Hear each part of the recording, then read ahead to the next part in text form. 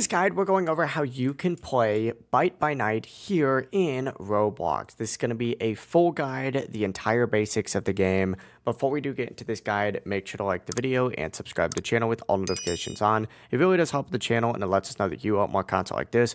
We'd greatly appreciate it. If at any point throughout this guide you had any questions, just ask them down in the comment section below and we can help you out further. I'm going to be doing my best to reply to every single comment down there. Now, first things first, what you should do is just go ahead and enable in your settings sprint so that you can move faster. I recommend keeping hold sprint on. I think it makes it easier, but you can go ahead and just keep tap to sprint on as well. But your main goal is essentially to run faster, but don't waste all your stamina at once while you're playing because you need to move around the map and complete pretty basic objectives like interacting with generators or finding items. Use F to interact with objects whenever you're near them, and that's how you're going to progress in tasks in the game. Now, you're also going to have abilities as well. As a survivor, you can do Q to obviously heal or recover health. E is going to help restore stamina, and make sure that you do use these at the right time so you don't run out during important moments.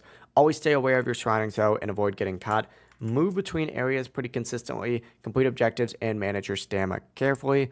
And that is the basic gameplay here in Byte by Night. Now, one major thing to consider if you are a killer, obviously your goal is to take out all of the survivors, but that really is the entire process. If you guys had any questions, ask them down in the comment section below and we could help you out further. I'm going to be doing my best to reply to every single comment down there. Before you do leave this guide, make sure to like the video and subscribe to the channel with all notifications on. It really does help us out and lets us know that you want more content like this. We'd greatly appreciate it. Have a great rest of your day though. Peace.